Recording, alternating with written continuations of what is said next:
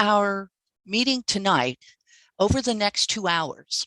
So we're going to start by giving you an update on the housing element, the process, and to refresh everyone's memory about what's involved. Then we're going to talk about the candidate housing site selection. The housing plan is all about identifying where housing can be planned. And so we're going to introduce that process. Then we have breakout groups where we will be getting to, you'll have a chance to speak in groups. And then following that, we're going to be introducing a tool called Balancing Act that is going to allow people to comment at the more site-specific level. And we're going to show you how that's done. And then we'll have next steps and closing comments, and we'll wrap up by 8 p.m. So our goals tonight, we want to make sure that we inform you about the planning process for achieving the county's housing element, and making sure that you understand the site selection process. We want to make sure that we have provided an opportunity for you to share your input. You'll have a chance to comment verbally in the breakout groups, and then also using polling and chat. And then we're going to introduce this tool that's going to allow you to get more specific about the sites. So those are our main goals for tonight's meeting. We have a lot of people registered for tonight's meeting, and we have about 100 people online already. So please, as we're sharing our thoughts and opinions, please be respectful of each other. We expect there to be multiple viewpoints. We're not making any decisions tonight. We don't have to reach consensus. Please speak from your own perspective. So check your assumptions. Provide input when directed. So we're going to stop periodically and ask questions. So that's the best time to let us know you have a question. When we're in the breakout groups, one person speaking at a time. And then just please be patient. Technology happens. We have practiced and we have backup plans, but there's always some surprises. And then also, if you want to keep your video on, it helps make this just a little bit more human so we can see who we're connecting with during tonight's meeting. In terms of the Zoom, the basic Zoom controls that we'll be using, we went through the interpretation feature where you select your channel. And then we also have the chat feature. And then when you're in the breakout rooms, you'll be able to raise your hand and be called upon. And I just want to remind our Spanish-speaking participants that if you put anything in the chat, we do have colleagues available who can translate it so that your information is responded to and is part of the meeting. Okay, so here's how you'll be able to participate in tonight's meeting. We're going to start with some polling questions, so we hope that you'll respond. There'll be various points where we ask you if you have any questions. Feel free to drop them in the chat. You'll be able to talk and share your comments verbally when we're in the small group discussions. And then after tonight, we'll be introducing an online tool that you can use to provide more feedback into the process. So hopefully that will give you several opportunities. So let's start by testing the chat. So what I'd like to see from you all is just in one word, if you could describe the current housing situation in Marin County.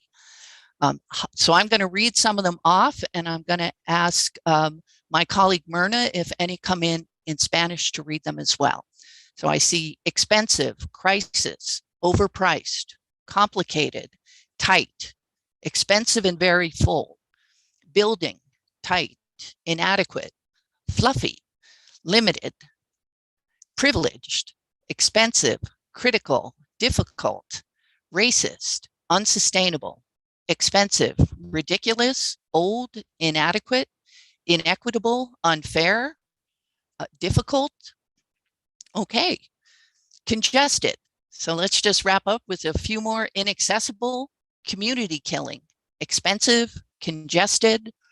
Okay, well, thank you all for your thoughts. And I think, your comments help us understand the problem that we're trying to address through this housing element.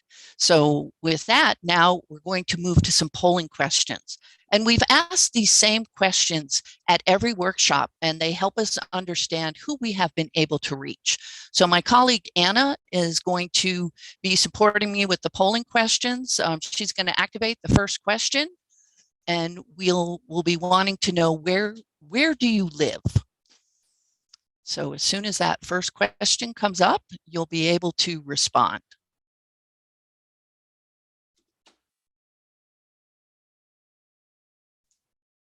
Okay, let's see. So Joan, someone else is logged on with my account. So okay, so I just, how's this? Mirna, can you launch it?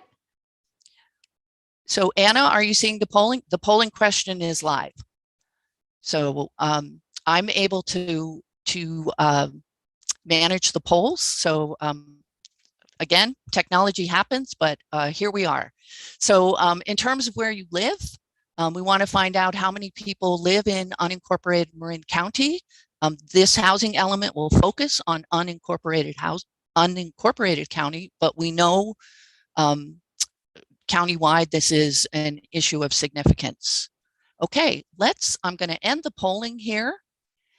And let's see, so I can share the results. And you should be able to see that we have 62% of the participants tonight are from unincorporated Marin County, 35% from the cities within the county, and we have 2 respondents who don't live in Marin County. Okay, let's go to the next polling question. Okay, so now you should be able to see the next polling question. So if you tell us that you live in unincorporated Marin County, where are you? West Marin, unincorporated. And again, for those it doesn't apply to, we have the last choice available. Okay, let's just take a few more seconds and get as many responses as we can. This information is very helpful.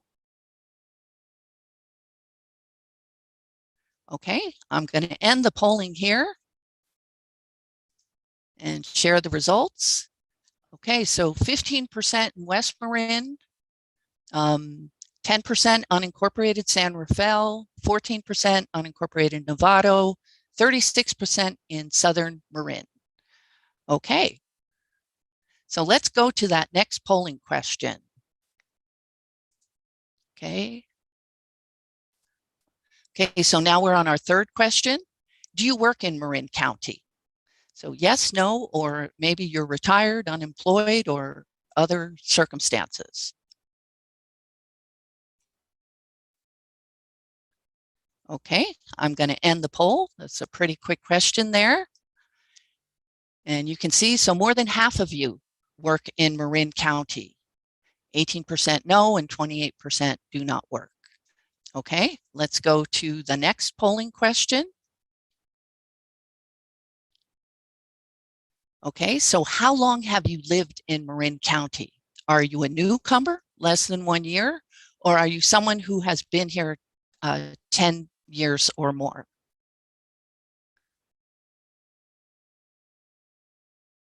Okay, the responses are slowing down a little bit. So how about if I end this polling question? There we go. So we have 83% have been here more than 10 years. So some newcomers. So, okay, glad to see that. So now let's go to our next question. Oops. So tell us about your housing situation. Do you own your home, rent your home, live with family and friends, or you don't currently have permanent housing? So we're always curious about how many homeowners or renters that we're able to attract to these meetings. Okay, so let's end the poll and share the results. And okay, so 82% own their own home, and we have 11% renters. Okay, and let's now go to our final polling question. So please tell us your age. The polling's confidential. The county team has done a lot of work using a lot of different methods to make sure that we have good age diversity in our participation. And so just want to see who we've been able to bring to our meeting today. And so how about if we close our poll? And okay, well, we have almost half are over 65. And we have a few folks that are in the 18 to 29 age range. So we have some good age distribution in tonight's meeting. So, okay, thank you for your participation with this polling question. Okay, so let's wrap up the polling. And now we're going to go to our presentation related to the housing element overview. And Laura Stetson from MIG, one of our senior planners and housing specialists, is going to walk us through the housing element overview. Laura? Thank you, Joan, and thank you to everybody who's spending time with us this evening to talk about a very critical issue throughout the state, and certainly in Marin County. It was very enlightening to see the comments you all made regarding the housing situation in the county. Next slide. Some of you may have been to some prior meetings we have had, either in focus groups or workshops, and so a little of this may be repeat information to you, but for those of you who are new, I will make sure to be thorough in describing what a housing element is. This is a document that's part of the county's countywide plan. The county, just like every jurisdiction in California, is required to do a long-range plan for growth and development, preservation of resources, everything that makes a place special. The housing element is one chapter, and it's a little bit different than the rest of the comprehensive plan because it is required to be updated every 8 years. And so every community in California, city, county, is required on a rolling basis to update their housing plan. This is a document that is reviewed by the state for compliance with some very difficult state law. It's very dense, if you will. And for the Northern California Bay Area region, something called the Association of Bay Area Government Region, or ABAG, the deadline to complete the housing element and have it certified by the state is December of this year. The document that we're talking about this evening covers only those properties in unincorporated Marin. So if you live in the city of Novato or San Rafael or Mill Valley, your city is preparing its own housing element. And that will be separate from something that the county is doing. The housing plan is the center point of the housing element. And that's what we're focusing on tonight. Where are the sites where housing could be constructed and planned for over the next 8 years to support the housing needs of the county? In order to reach that, to go through that analysis, we need to look at what are the needs from a demographic standpoint in the county. What are the programs that the county has pursued in the past, and assess whether or not there are good programs to move forward with, those which may not be working, and those that might need to be new.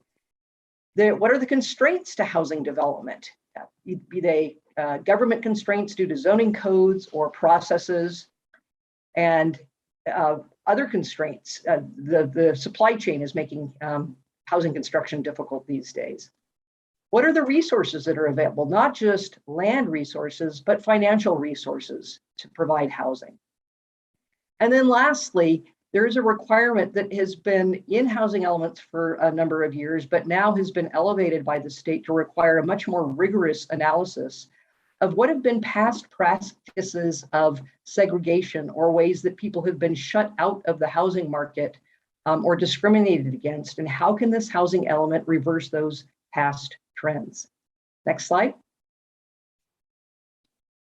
This process to update the housing element began in the late spring of last year. There were a series of workshops and meetings and surveys, and parallel with that, the technical team has been analyzing, as we mentioned, things like the resources and the constraints and the needs in the community. So there's a technical side as well as a side of talking to the community to find out what those housing challenges are.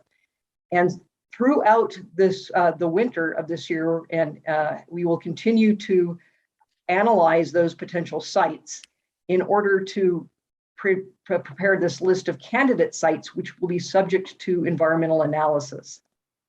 In the spring and summer of this year, we will be preparing drafts, not just to the housing element, but there is a parallel process to update the county's safety element as well, and also to do some zoning code amendments that might be necessary to implement housing policy.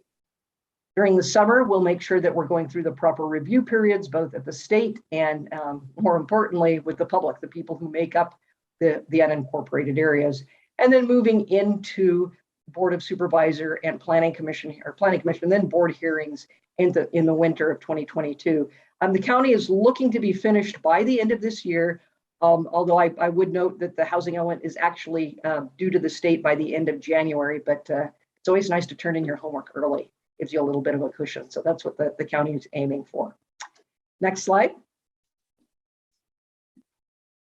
I'm going to talk about the cornerstone of every housing element in the state, and it's something called the Regional Housing Needs Allocation, and that's the RHNA.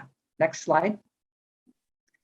The state has a statewide process to assess what the housing demands are throughout California, and not just current demand, but what has pent up demand then, because housing construction has not been able to keep pace with demand. And so the state determines what that need is statewide and makes assignments throughout various regions as to how many housing units need to be planned for. And as I mentioned, for the Bay Area, the ABAG region, that number is roughly 441,000 new homes to be provided for during the planning period of 2023 to 2031. And the process trickles down to each county. And so all of Marin County, the unincorporated areas and all of the cities within Marin have an obligation to plan for roughly 14,000 units. And of those, 3,569 need to be located within unincorporated communities in Marin. As the little blue box on the slide shows you, Marin County as a whole accounts for 3.2% of this allocation throughout the Bay Area. But within the county itself, the unincorporated areas account for 25%, which means 75% of the housing needs to be planned for within cities. Next slide. The process of preparing housing elements goes back many, many years. And as I mentioned, there's blocks of time that you prepare them for. And as this chart shows, the numbers for Marin County over the last 3 cycles of housing elements have been relatively low. In fact, during the prior period from 2015 to 2022, the county was assigned a fairly low allocation of 125. That number has now jumped to 3,569. And every community, every city, every county throughout California has seen a similar substantial increase in the housing allocation. This housing allocation is not just total number of new homes, but it's homes divided up among different income categories. And so the chart shows you that homes need to be planned to be affordable at different income ranges, from people and households with very low incomes up to market rate housing, or what's termed above moderate housing. And you can see there that it is distributed towards both the high and the low end, and in the middle, the low income and moderate income are also, pretty good numbers to try to address, but not as much as the very low income and the market rate. Next slide. A summary of the housing needs in the community, and I think some of it was expressed through the comments that you made at Joan's opening question, is it's a challenge. I think it all can be rolled up into, and it's a challenge. And that's reflected in some of the data that there is an increase in renter household size, meaning more people are living in homes in order to share housing costs. There has been very limited growth in the county over the number of years. The primary form of housing continues to be detached single-family homes throughout the county. There are a large number of singles who live by themselves. Believe it or not, 27% of all households in the county are single person households. There might be some capacity there if people like to share homes. I think we might notice too from the polling questions, at least from the people who are attending this evening, that there are a high number of seniors in unincorporated county areas. 22% of all homes are occupied by seniors, either seniors living alone or senior couples. Next slide. There are escalating housing costs. Not only has there not been a low production, I think any of us who had economics 101 in high school or college remembers that if there's the supply and demand, if the supply is down, the costs go up. And so that's obviously revealed in the data. There has been an increased amount of segregation in Marin County since 1990. And the communities of Marin City and Santa Venetia have been becoming increasingly of lower income and non-white. And this is a trend that has continued as housing has become more expensive. Next slide. So that's setting the stage for figuring out where can we plan for housing? Where can the county look to accommodate these housing? And my colleague Jose Rodriguez is going to go into some of the detail of what is going to influence this site selection process. And we're looking very much forward to hearing from everybody this evening. But there are a couple of things that we do have to keep in mind when planning to sites for housing. And these are things that are in housing element law. Number one, if a property isn't vacant, it might be used for additional housing, but we need to look at what the use is on that site. Is there some realistic potential that site might redevelop, that a property owner might be interested in tearing down, say, one single family home and building apartments or townhomes or condominiums if the zoning allows that to occur? We need to look at site size, and this is especially important for affordable housing. There's essentially a Goldilocks type site, meaning it's not too big, it's not too small, it can accommodate units that can be built at an affordable level. And so we need to look at that. And that's to a large degree influenced by the intensity of use that is allowed. What does the zoning allow in terms of how many homes per acre of land can be placed on a particular site? Next slide. There is a general proxy for affordability. It doesn't necessarily always hold true, but typically the higher the density is on a site, the more affordable housing can be, just because you get economies of scale in that equation. And so this chart shows you that different types of homes could be affordable based on their density. Next slide. This is the big topic that we want to consider this evening, is what are the things that a community, you all need to think about and your decision makers need to think about when planning for housing and finding sites to put housing. Back in December, your county staff made a presentation to the Board of Supervisors and asked for some guiding principles to help shape the analysis and the decisions on selecting housing sites. And the board affirmed four key guiding principles to ensure that there is a county-wide distribution of units, that the units aren't just placed in one of the supervisorial districts or just near existing communities, that there needs to be this distribution. That there needs to be a clear focus on reversing trends of concentrating lower income housing in particular communities within Marin County. To look at ways to encourage infill development, meaning development that is not out in the hinterlands, that is in areas where you have water service, sewer service, other services that are important for neighborhoods. But balance that too with the fact that Marin County, for all of its beauty, is there for a reason. There are many things that affect why you have the terrain that you do, or there are other environmental hazards associated with a warming climate, sea level rise, high fire hazards. And so these are things that need to be considered and as the site selection process. So those were the 4 key guiding principles that the board affirmed. But they also said use the 2 key lenses of leveraging surplus land, meaning are there government-owned lands that can really provide opportunities for housing, and then critically ensure that there is robust public engagement at all stages of this site selection process and the housing element as a whole. And that's why we're here this evening, because that's something very important to continue to hear from everybody in the community. Next slide.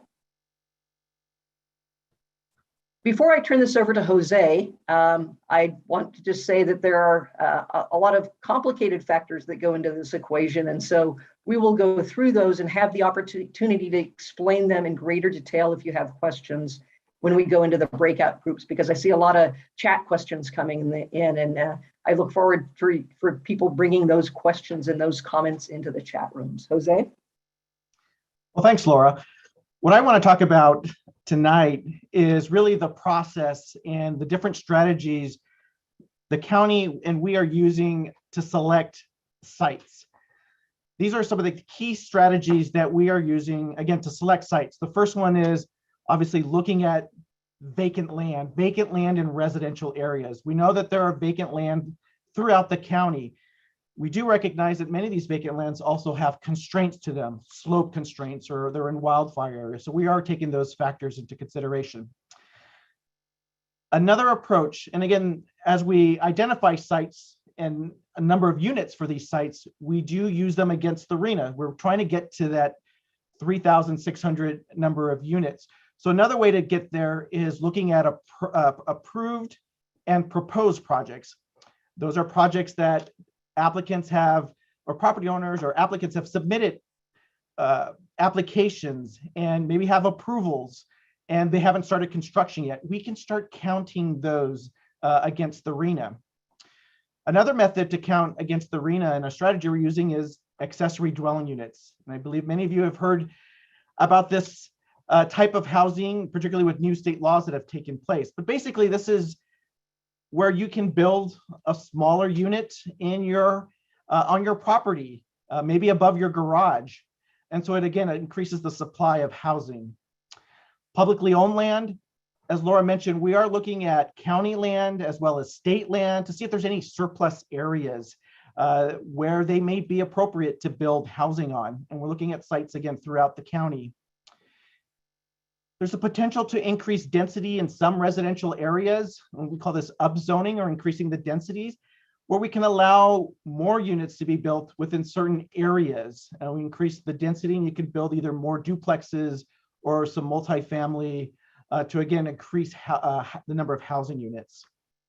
Another strategy is looking at commercial sites, potentially allowing for mixed use, allowing the commercial to stay and maybe building and providing housing within parking areas, or redeveloping older buildings for mixed use, allowing some commercial and residential within certain sites. Another strategy is religious institutions. There are new state laws that give religious institutions a little bit of flexibility in providing housing on their sites. We're not pushing churches out, but looking at parking areas, surplus lands that they may have for housing sites. And new state laws allow churches to build housing in their parking lots, and they only have to replace 50% of the parking. So it gives them a little bit of flexibility to provide for housing on their properties. So we're going to take advantage and look at the larger parking areas and see where their housing opportunities might take place on some of those sites. School sites as well. Again, we're only looking at surplus areas, excess site areas where maybe a school has closed, or there's a different use that has gone on at the school site. We're going to take a look at those sites, or we have taken a look at a lot of those sites, and to see where there's housing options there as well.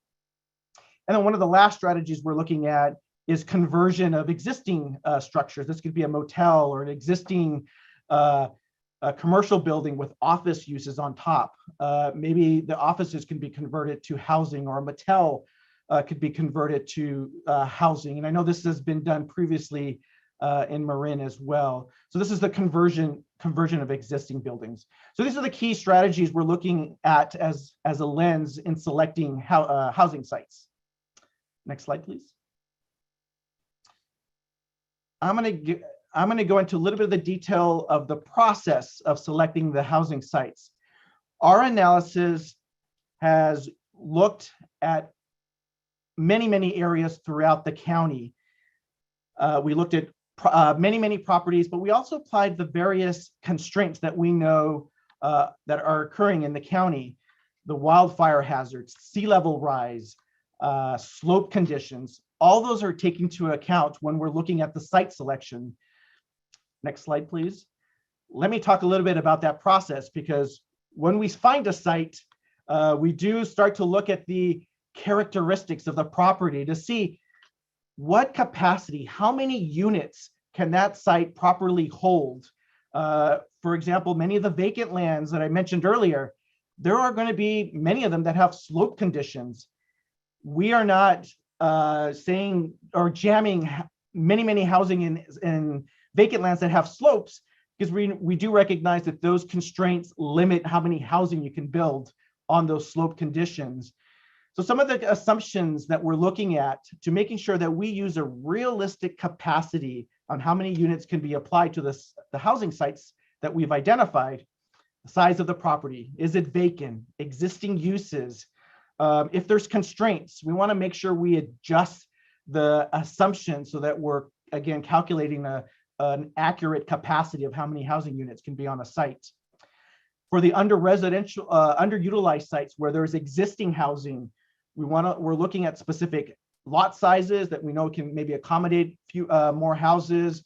If there's maybe there's a zone that allows multifamily, but there's only one existing housing now. Is there opportunity to rebuild additional housing on that site? And then building the land value ratio, just briefly, this is really looking at when investments were made to properties, both for commercial and residential. Has the property owner made investments within the past few years? We're not going to use those sites. We're looking for sites where investments have not been made over the past 30 or 40 years. Housing is a little bit older. The commercial property is a little bit older. These properties may be more ripe for redevelopment.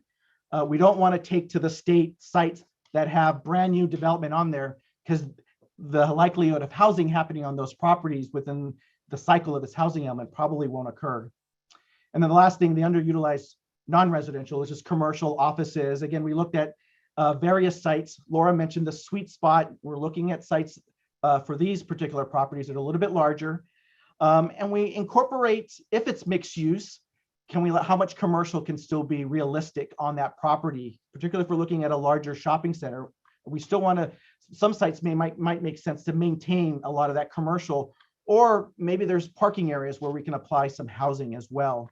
And as I mentioned earlier, the religious institutions, we're not counting all of those church sites. We're looking at the parking lots and only counting 50% in the event that they build a portion of that property for housing, and they don't have to replace it with parking and purchase additional land for parking for Sunday services. So those are all the things, kind of the more detailed capacity assumptions we're taking into account. Next slide.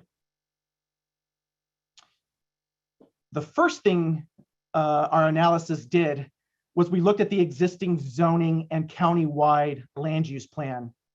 As I mentioned, we could count ADUs, so we use that to see how much we can use that against the RHNA, the 3,569 units that the state is asking the county to plan for. We look at the credit sites, and then we looked at the existing zoning, the vacant lands, and where there's opportunities for housing. And what we found is we're still short meeting the RHNA, particularly between the lower and moderate income areas. So you can see the lower, we're short 1,200 units. And even in the moderate, we're still short about 200. The above moderate, and as Laura mentioned in that little chart, that's where a lot of the single family homes are counted in the above moderate. We actually can meet that now. but overall we're short meeting the RHNA. So what does that mean? We're going to look at sites where we have to do some rezoning. And that's why we brought in those strategies to look at those church sites, to look at commercial sites, and where we can change some of the zoning to allow that higher density for the lower and the moderate income categories. Next slide. So the strategy that the Marin County is taking in addressing the Regional Housing Needs Assessment, the RHNA, is we're taking first a broad stroke approach. We are finding locations for more housing that the RHNA that we need for the RHNA. And we're, again, looking at those guiding principles to help us. But our first goal is to find where we can find sites throughout the county.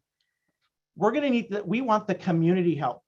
Part of this public workshop, we want input on a lot of these housing sites because we want to narrow it down.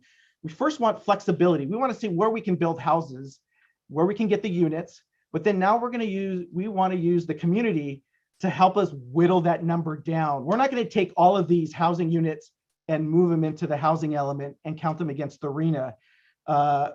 We have more housing units that we need. Our goal is to whittle that down. So how do we do that? Let's go to the next slide, please. We're going to use the guiding principles that Laura mentioned, and we're turning them into what we're calling scenarios. Again, these are the 4 guiding principles: the ensure countywide distribution, addressing racial equity and historic patterns of segregation, the infill, and environmental hazards. So we have our large list of housing sites. What we're doing, and as we whittle down, and when we hear from the community, we want to hear about these different scenarios. Which ones do you like? Which don't you like? What's important to you? Maybe there's more than one that you like. And what we're going to do is start to whittle those numbers down based on what's important to the community. If it's being having countywide distribution, that means maybe there might be too many housing units in one area, so we can take some of those housing units out. If it's important for infill housing, maybe we take some of the housing out in the inland or the rural areas and maybe concentrate in the infill areas.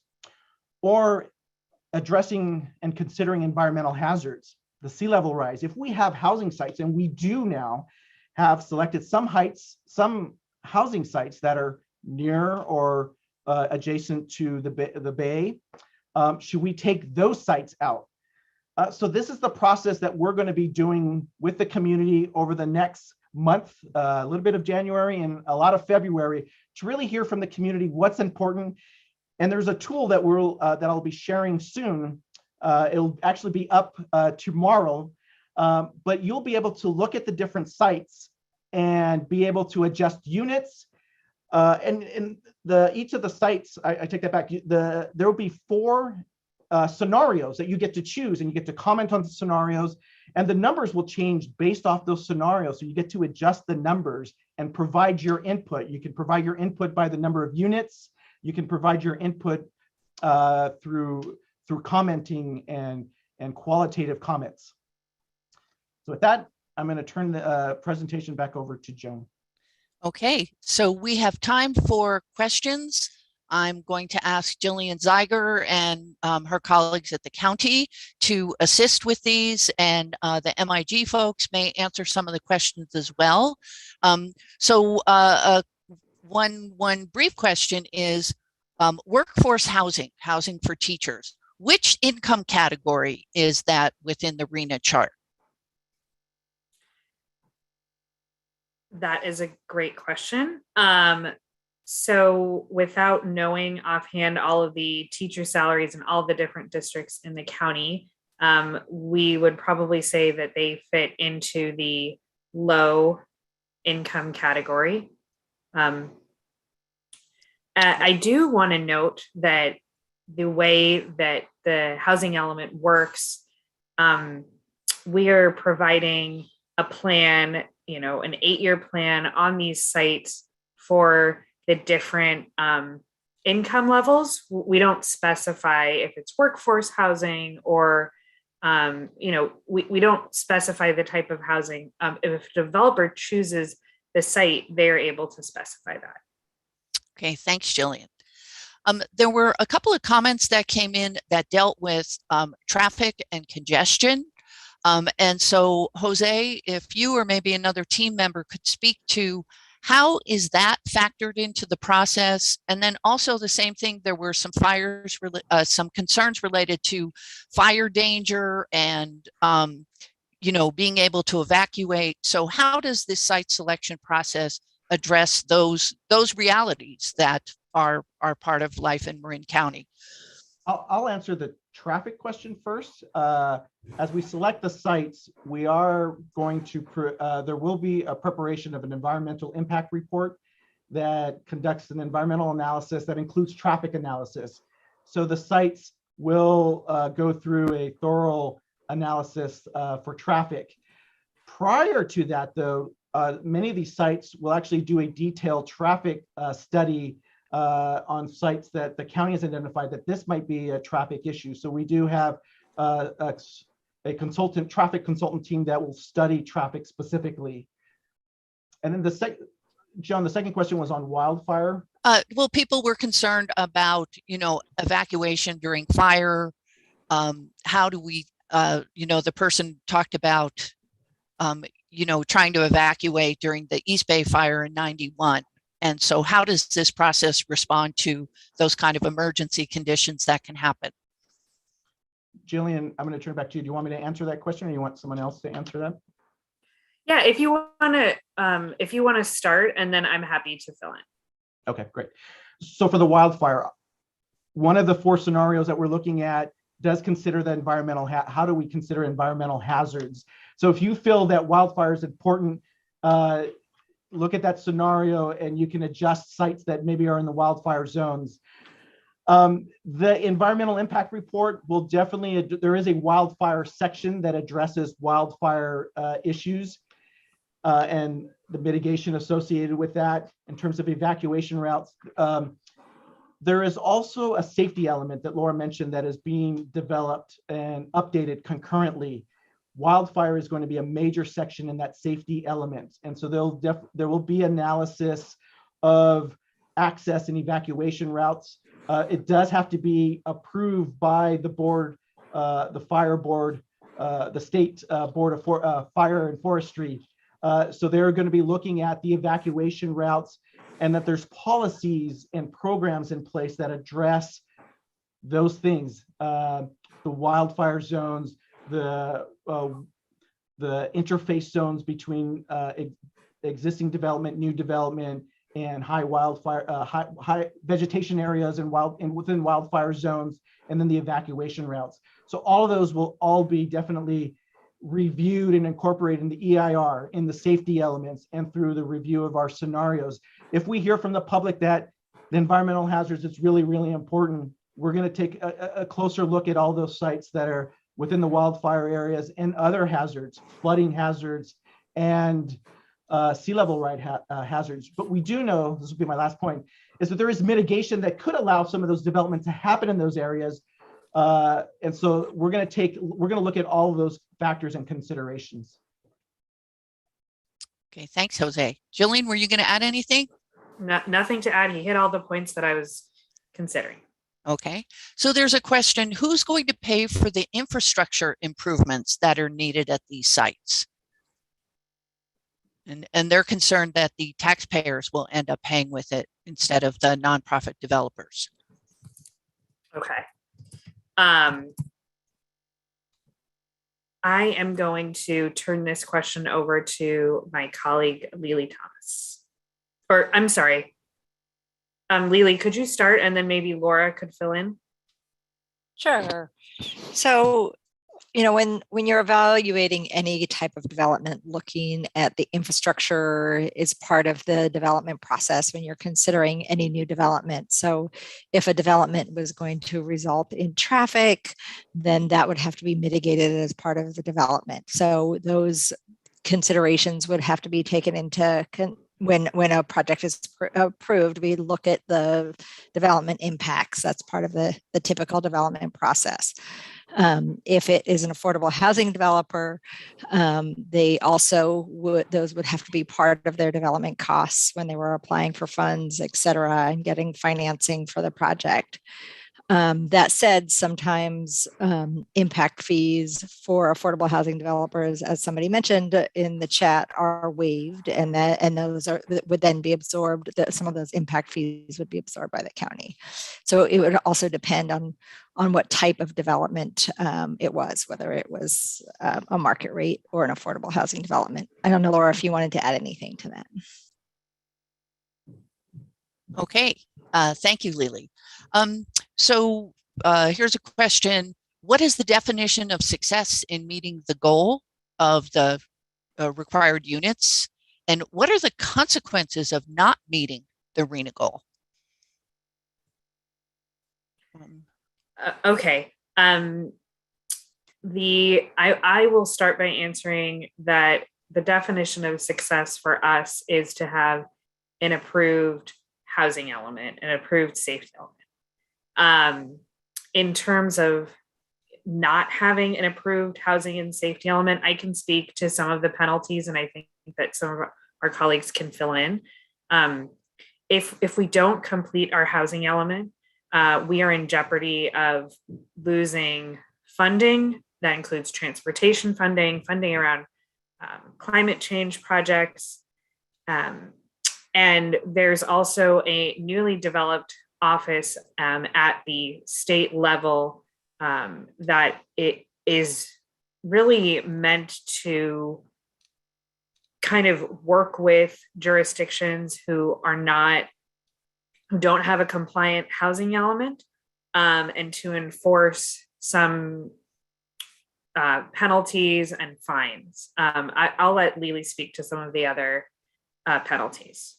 Yeah, I think Jillian hit on them. That you're not eligible for funding, including affordable housing funding, but also many transportation dollars that are available to address some of the concerns that people brought up around traffic and infrastructure. And so by not having a certified housing element, we may not be eligible for many of those funds.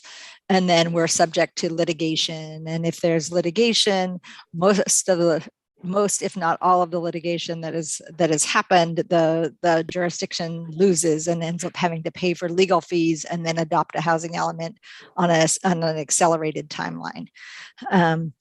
And in addition to that, if we're not meeting some of our housing goals, then we can be subject to additional streamlining, which means that the local jurisdiction loses local control over approving projects, and that then just happens on a streamlined basis. And so that's another likelihood if the county does not have a certified housing element. Okay, thank you, Lily. There was a comment related to AB 672, which is proposed legislation to build homes on public golf courses. Any thoughts on that? Any comments? I'm actually not familiar with that legislation. It's something that we'll be tracking, but it's not something that I'm familiar with at this point. But we will be evaluating, we're evaluating all possible properties. So if there's, any kind of vacant properties or underutilized property are being evaluated. And I would just add that once the site list comes out, if there's a site that you think would be great for our housing element, you can suggest it to us, and one of my colleagues will put a link in the chat box so that you can do so. Okay, well, great. Well, thank you. So we've gotten a number of comments, and I hope we've answered as many questions as we can, or at least touched on your question or comment in some way. We do want to move into our breakout group discussions. So this is an opportunity where you'll be in small groups and you'll be able to talk about the site selection process. You may have some questions. We'll answer what we can. But our focus really is to hear your thoughts and opinions. There's also an FAQ guide that was just dropped in the chat. And I just want to remind everyone, the county's website for the housing and safety element, and the address is on the footer of every slide, marincounty.org/housing safety elements, is a deep treasure trove of information related to the housing and safety element. So I recommend that you check that out after the meeting. So you're going to be going into breakout groups. Each group has a facilitator and note taker, so they're all going to be run the same. When you're in there, we really appreciate if you could be respectful of others and differing viewpoints. We're not working to achieve consensus or make decisions. We just want to hear your opinions, and we expect people to have different opinions. When you'd like to speak, please use the raise hands feature. And we're going to ask you to share your comments on the site selection process, and to kind of help frame the conversation. We'd like to know, based on the scenarios that Jose talked through, the 4 scenarios, was there a scenario that you prefer?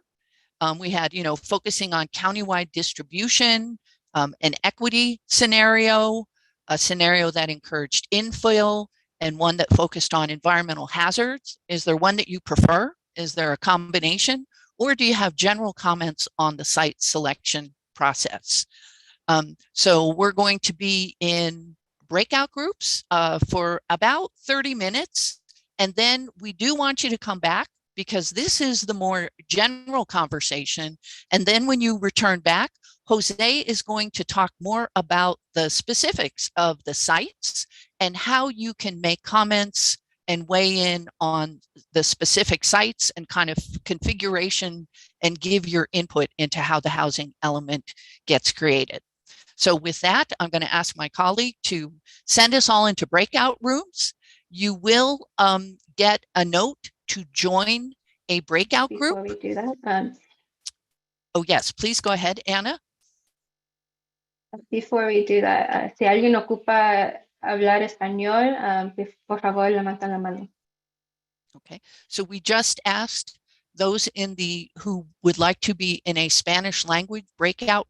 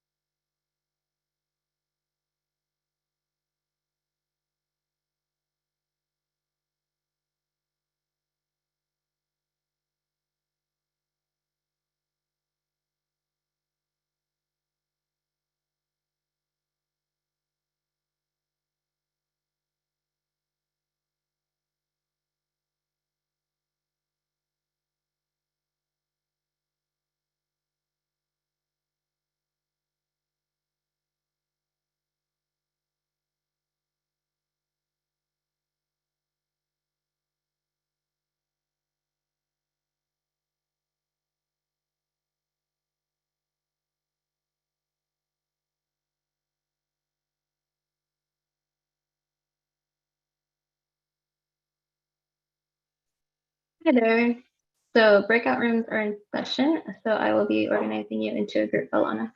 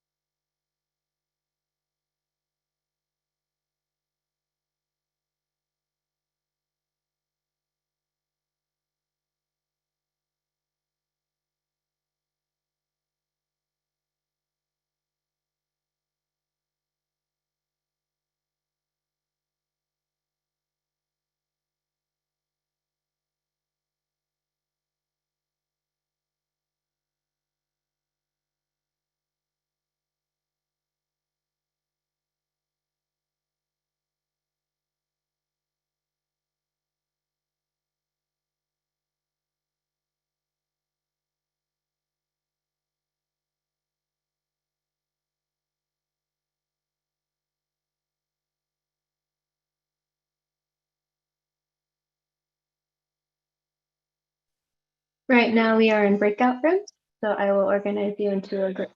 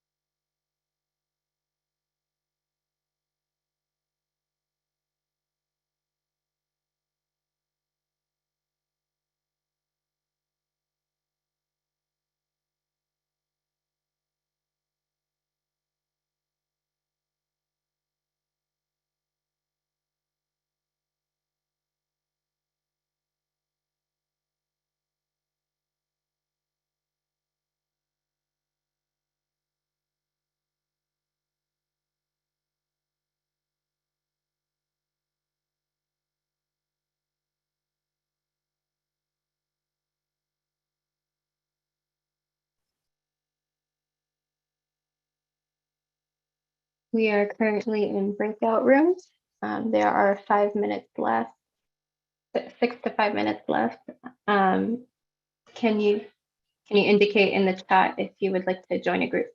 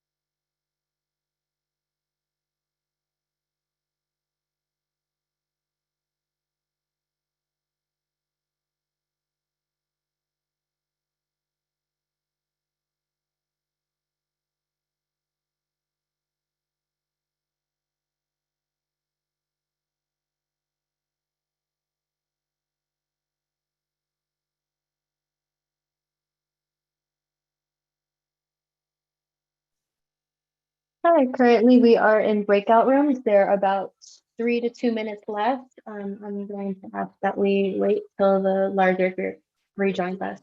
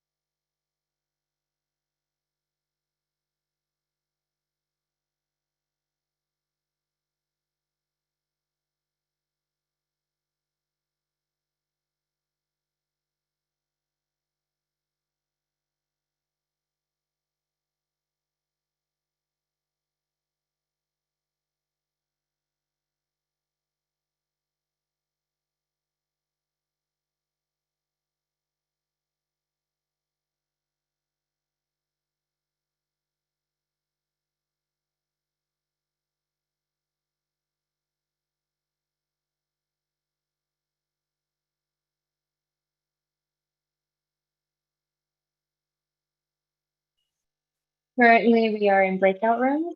Is 1 to 2 more minutes left. I'm going to ask that we patiently wait until everybody returns.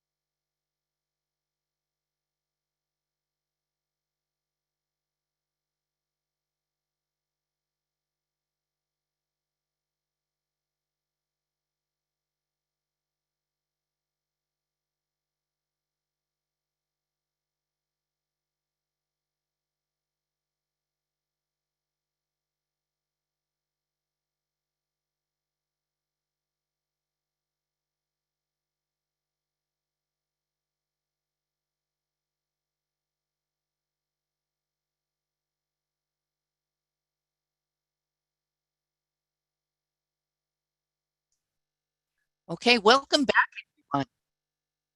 Welcome back. So we hope that you had good discussion in your groups, and that there were a lot of different opinions and different information shared about people's preferences and interests as it relates to housing. We find these conversations to be incredibly important. There's a question in the chat I think I can clear up right now. It says, a lot of you have MIG after your name. And that is the name of the consulting firm that is assisting the county. It's Moore, Isofano, and Goldsman, and we say MIG. So that's our abbreviation. So we appreciate everyone's participation. Our note takers were very busy, and so all of the notes are going to be summarized so that we can share what we heard verbally from you all about the site selection process. And now I am going to bring back Jose Rodriguez, and he is going to talk about balancing act and getting more into the details and the specifics of the sites. Jose? Great, thanks, Joan. Right, I want to talk about balancing act. So what is balancing act? Let's go to the next slide, please. Balancing act is going to be a tool that the public can use to help with the site selection process and provide comments on specific sites, as well as the scenarios that we talked about earlier. The site is almost ready. It should be live tomorrow. We don't have the county. I'll let county staff answer at the end of my presentation when exactly it'll be live, but it's very, very soon. But I'm going to do a demo because we have it ready. To get to the balancing act, you do need to go to the county website, actually where you registered for this workshop. If you go right below that, you'll see 4 little icons, and one of them is the balancing act icon. Next slide. And I'm just gonna, the next slide just zooms in. So that's the balancing act. So this will be live tomorrow, and I am going to share my screen, Joan, so I can kind of demo the software and how it works. And give me one moment here. All right, so when the site becomes live, at this point, the county's just adding the links to get to the site to balancing act. And so what this tool allows, as I mentioned, is again to zoom in on sites that we've identified, the process that I talked about earlier about selecting or identifying the various candidate sites. And then you get to go in and comment and actually adjust some of the housing numbers on particular sites. When you do select that link on the county's website, you'll actually have the option to start on one of those 4 scenarios: the countywide distribution, the considering the environmental hazards, infill, and equity. There's a balancing act for each one. So when we first go into it, the startup screen will begin. And so you can take a look, you can read it. It talks about those 4 scenarios and what's included in the balancing act. I'm going to go straight to it. So this first one I have is the hazard scenario that we talked about. And so here you can see the map. You can see there are sites that are identified, and you can zoom in and take a look at the sites. I do want to point out that when you start with the Balancing Act, you are starting with a housing plan, and this plan is tailored towards the hazard scenario. So if you select the infill scenario, that scenario will be tailored to the infill.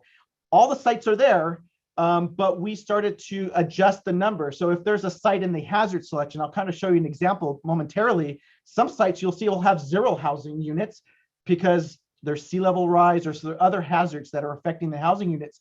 But as residents, and you get to play a little bit of planners, you get to adjust some of those numbers. So let me show you how.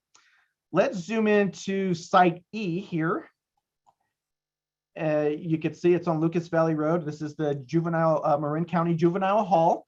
If you select on that site, you'll immediately go down to that particular site, has the address, and you can start adjusting the sites, the number of units. Right now, we've put it at 237. If you feel like that's too high, you can hit the negative, and you can start decreasing the number of units on that particular site. However, if you notice, the bar has turned red. So you're now kind of short in meeting the RHNA number. So maybe you can make that up on another site. You can go back up and adjust, find another site, and you can add additional units. And now you have a housing plan. The goal, what we want is for you to comment on these sites. Now, I will point out, we don't have all of the sites on here. We have some of the top sites that we know will provide a lot of housing units. And some of these will require zoning changes. I do want to point out the county will provide a listing of all the housing sites. There will be another tool to take a look at those housing sites and comment on them. So that is coming soon. We're still cleaning, getting that ready for the public. But this is going to be a tool that you'll be able to not only just adjust the housing units, but you'll also be able to provide comments on particular sites. You can provide a comment and submit those, if I can spell right. It talks about a little bit of the scenarios. If you select on the I, it gives a little bit of background information on that particular scenario. Again, you can add a comment to the scenario. And another thing you can do is you can share your information. You can share it through email, Facebook, Reddit, Twitter, and so forth. So you can have someone take a look and say, hey, look, this site's available. I made comments to this particular site. Why don't you take a look at other sites and make comments too?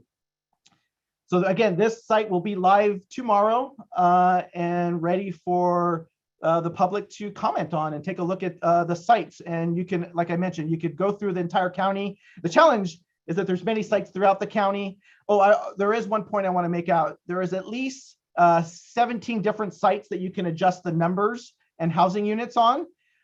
There is a second component where we didn't put all the numbers in, but you can provide comments on particular other sites as well. These are probably a little bit smaller sites. Maybe some of these don't need the zoning changes, but you can provide specific comments saying, I don't like this site. I like this site. Maybe this site could provide more housing. We want to hear comments on these and take a look at the different scenarios, provide the comments on the scenarios. And if you can, share this with your friends and neighbors and let them know about this website. Just last thing before I go, this is the county's housing element website page. This is where you registered. This is where the Balancing Act link will be. There is a site selection. Oops, I think I may have selected the wrong one. There is a site selection website where you can also go ahead and suggest sites. The public has already begun to put sites in as well. So there are multiple options, again, to provide comments on sites that you want to suggest. and some of the existing sites that the county has identified through that process I talked about earlier. Joan? Okay, so this is the tool that we will be using. You know, there's a lot of trade-offs. There's a lot of give and take in terms of figuring out what is the kind of the composition of sites and densities at those sites that is going to help the county meet its RENA number. And I think, as the team said, we're starting from more possibilities. So you are narrowing it down, and the sites that Jose is showing you are the sites that you know, you can really influence and change in terms of densities and dialing things up and dialing things down. So we do want to take your questions. We have the remaining time. We can have Jose, you know, go through another demonstration, or we can take some specific comments or questions. So there's a comment that it looks like one of the sites is within the Sausalito city limits. And they said, just a reminder, it needs to be unincorporated. So let's make sure we double check that site, but the Balancing Act will only have unincorporated county sites in it. Joan, I think that Jennifer is suggesting that, so we have a site where people can suggest housing sites. That's different from Balancing Act. And it sounds like someone suggested a site within city limits. So I think, you know, she's just reminding everyone that the planning for this housing element is for unincorporated Marin. And as you said, for Balancing Act, we are only discussing unincorporated Marin. Okay, Jillian, thanks for clarifying that. Sure. We have a question. What does it mean if a site has 0 housing units? So if you zero something out, what happens to it, Jose? So if you zero something out, that's letting the county know that, hey, maybe this is a site that we either don't want housing units on, or you're not interested in housing there. Now, if it does come preloaded as 0, that means through the scenario process that I talked about, maybe it's a site that does fall within potentially a sea level rise area. We do have a couple sites that are there. And so in the hazard scenario, we put those at 0 because in that scenario, if moving forward as we whittle down those sites, and we don't want to put housing sites in some of those more precarious areas, that's something we want to provide that information to the Board of Supervisors. Okay, thanks, Jose. Let's see. So there's a question here. Can jurisdictions within Marin County trade allocations? So does the housing element process allow that?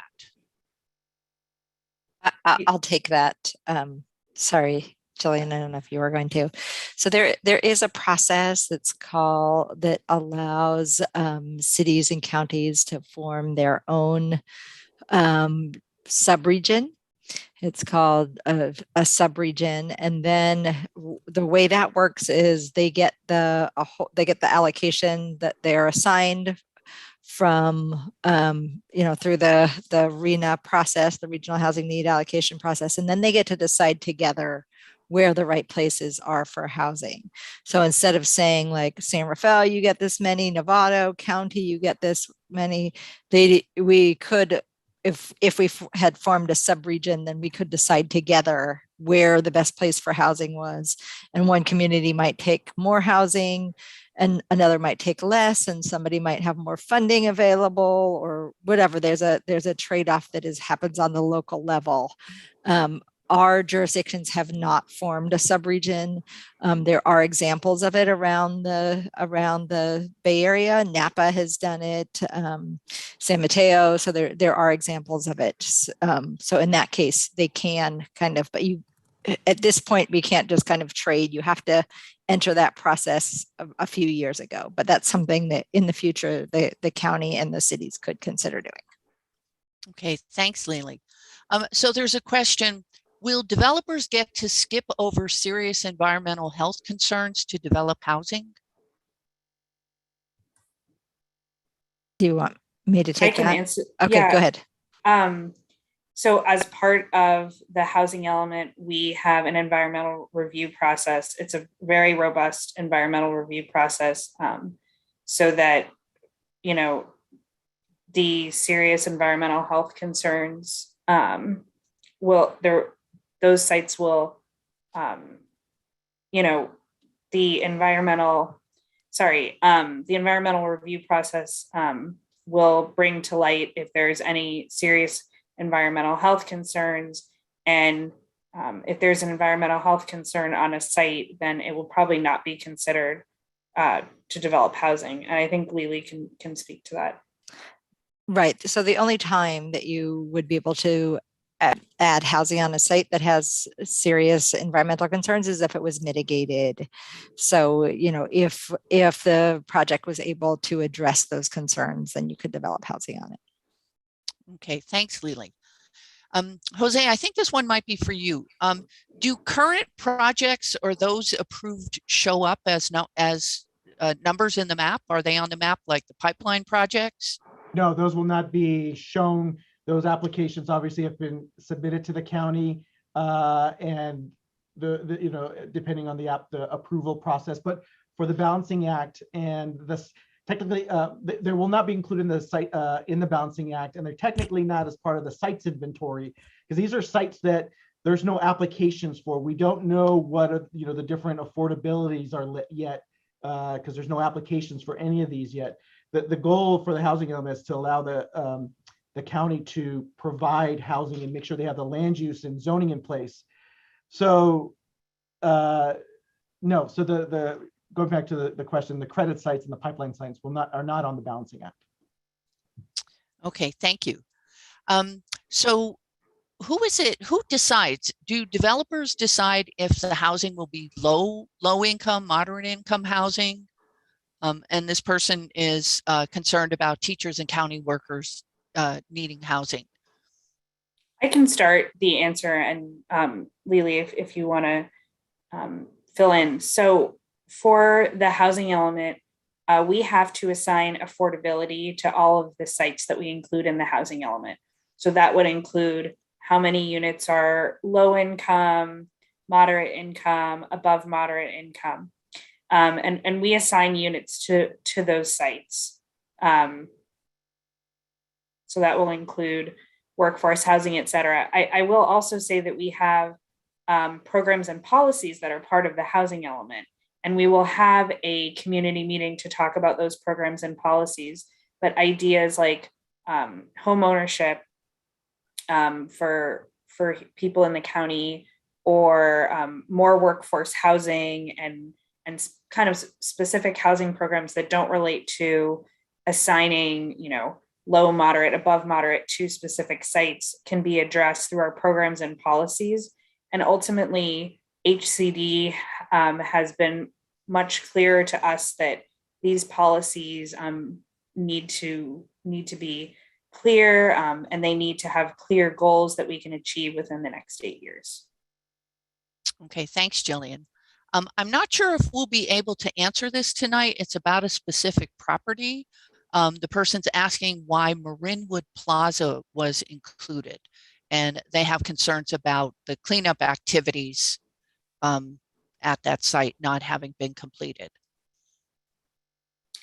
So we'll take these comments into consideration, and I encourage you to use Balancing Act to also write these comments, and to use Balancing Act to think creatively about, okay, if this is a site that you don't feel housing should be developed on, then where should those planned units go based on the scenario that you choose?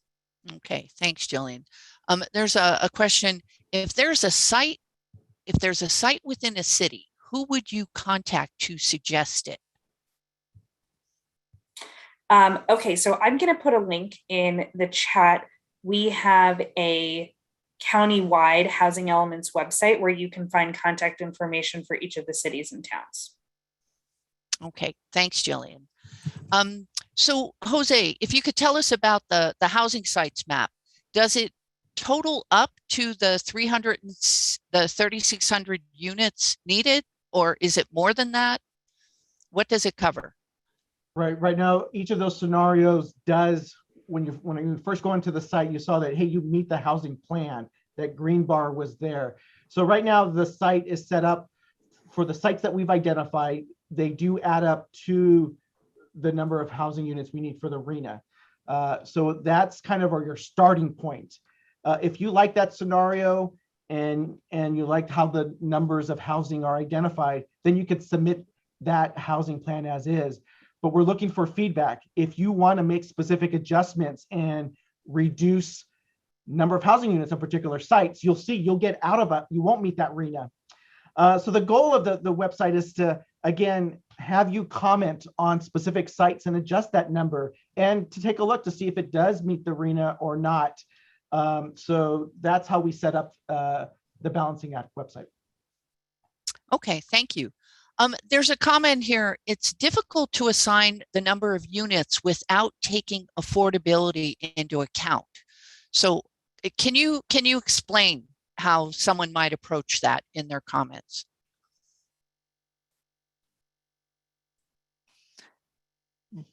Oh, sorry, I can try that. So I think that what we're trying to plan for is housing at all income levels. And really the kind of who's going to live there is less what this exercise is about. It's about, can we accommodate all the housing? There's also opportunities where you can provide comments that you are supporting affordable housing, if that's what you want, or that you think this is a better place for market rate housing. But really this is about where we can provide additional housing in our communities at all income levels.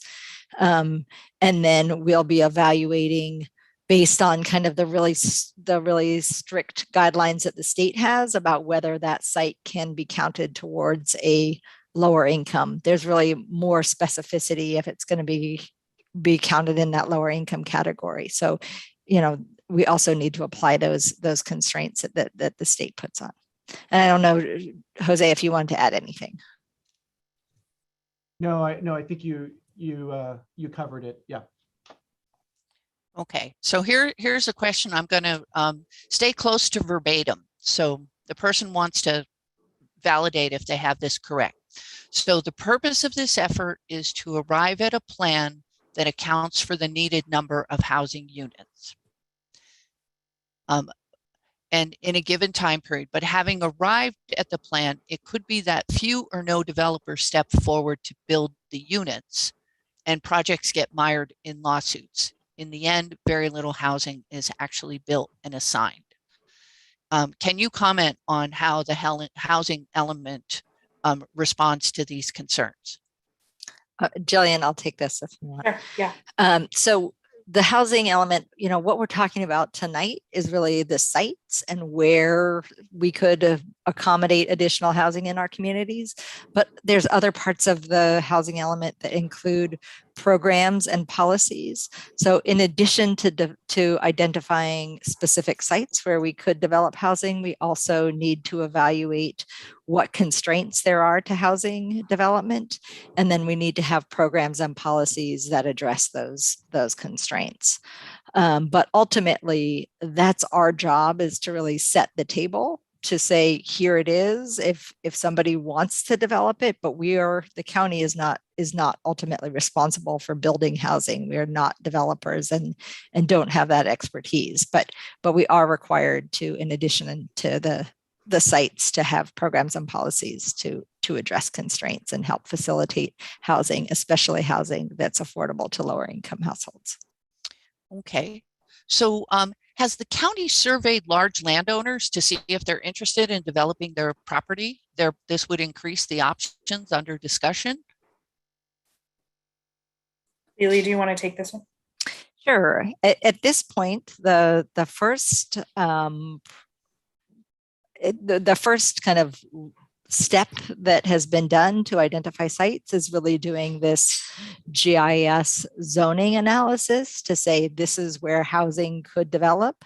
Then once we put that whole list out, then we're asking for feedback, including feedback from community members and property owners. And so that's really a next step in looking at the sites and the feasibility of the sites that we have identified through the zoning exercise, that really had the intent of identifying housing throughout our communities. And Jose, I don't know if there's anything you wanted to add to that. No. Actually, I do want to respond to one of the comments about the R sites. And a lot of those are listed as 0. One of the challenges with the tool is that it was difficult to put all of the sites on the balancing act.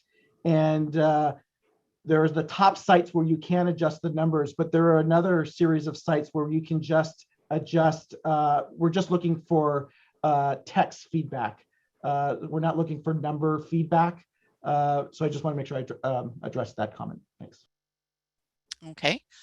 There's a quick question. Somebody's asking what VTA is, and VTA is Veronica Tam and Associates, and they are a teaming partner with MIG that is supporting the technical analysis and helping to deliver the housing element. Let's see. So there's a question, is this taking into account ADUs? So I'm going to let Jose answer this one. Yeah. The balancing act numbers are not taking into the ADUs, but we will be when we whittle down our numbers. What we see happening is that there's going to be a lot of comments on sites, and we're hoping the feedback that we get from the community is that we whittle down the sites. What are the sites that the community wants to see get developed? We're going to take advantage of counting the ADUs. The state is really strict on how jurisdictions can count ADUs in the housing element. We will definitely be putting ADUs in the housing element, counting them. We have to use past projections and within the past few years, and those are the numbers we'll use in the housing element, but they're not in the balancing act. Okay. Are there any requirements for senior housing? We've talked about ADUs, but just there's a question about that.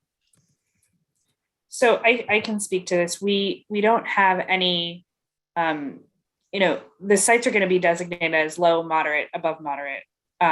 It's not going to stipulate seniors or workforce.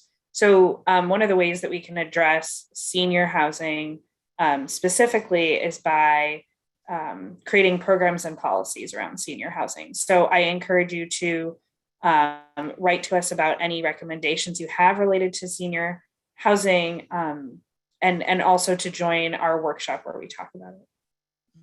Okay. So I would just say that senior housing is one of the special needs populations that the housing element needs to consider. Those include, individuals with disabilities, seniors, families with children, farm workers. So there's a variety of kind of special needs populations that we also need to evaluate those needs and consider solutions in the housing element. Okay, well, I'm just keeping an eye on the time here, and I want to make sure that we wrap up. So we do have some next steps. And again, we want to refer you to the county website. The county's going to be continuing the conversation. So we call it our roadshow.